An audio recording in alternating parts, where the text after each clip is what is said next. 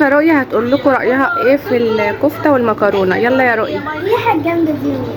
لحظة، الشرير الخارق مامي.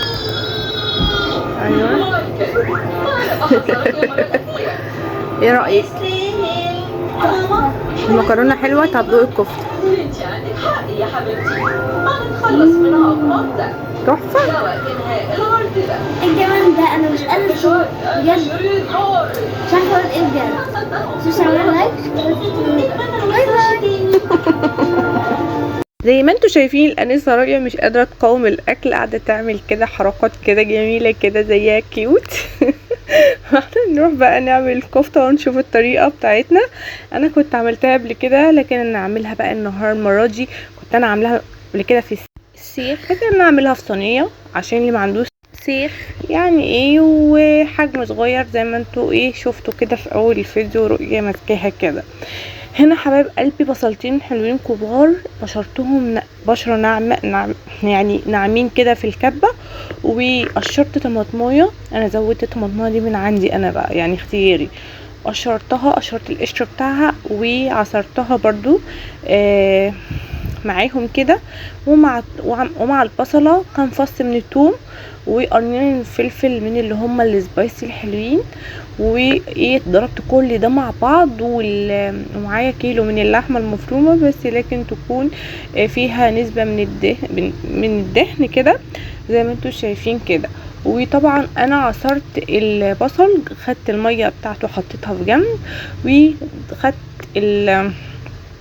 التفل البصل وبالحاجات اللي فيه ضفتها على اللحمه المفرومه بتاعتي وقلبتها كويس. وهنزل بالبهارات، وهقول لكم برضو ميه البصل دي انا هعمل فيها ايه، بس ايه واحده واحده معايا كده مع بعض عشان نفهم ايه واحده واحده مع بعض. هنا بقى معايا هنا توم باودر، بصل باودر، بابريكا، اللهم صل وبارك، بهارات لحمه. ايه تاني يا بنتي يا ساره؟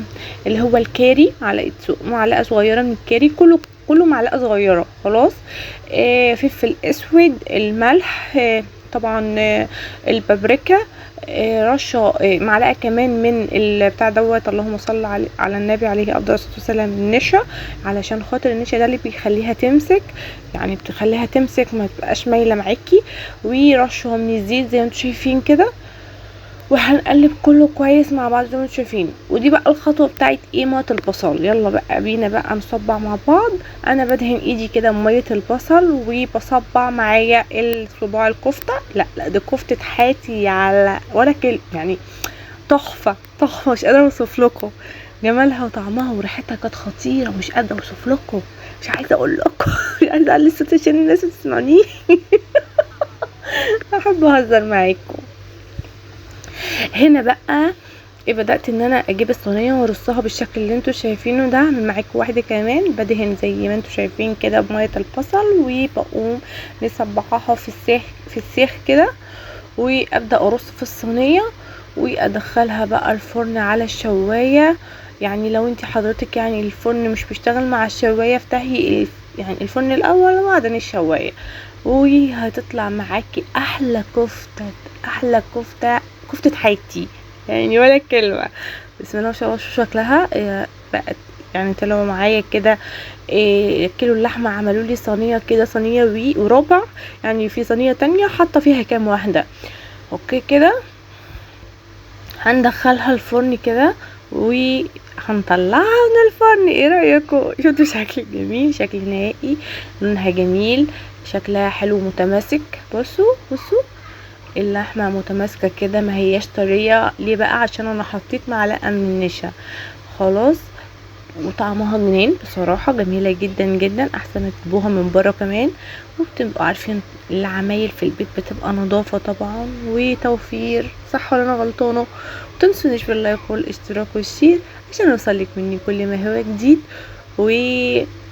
وكلمه حلوه الرؤيه كده، ادعوا كده بالنجاح والهدى، هي كل اللي زيها، اللهم امين. ويطع من كل مشتاق بالذريه الصالحه، اللهم امين يا رب العالمين. وينصر مصر واهل مصر وشعب مصر ودايما كده نبقى في تقدم كده، ونبقى يعني نبقى في تقدم في الأحسن بإذن الله تعالى. هنا بقى عملت جنبها مكرونة الاسباجيتي زي ما تشوفين كده، كانت طعمها جميل برضو. شفتوا اصلا الصوص شفتوا تحفة تحفة تحفة. شفتوا المكرونة الجميلة ازاي؟ يلا تعالوا بقى، تعالوا معانا والله العظيم، تعالوا تنوروني كلكم كده، تنوروني. واشكر كل من كتب كومنت حلو ليا ايجابي، شكرا جدا. لايكاتكم هي قليله ومحدش فيها بس شكرا من اللي بيحط اللايك، وباي باي.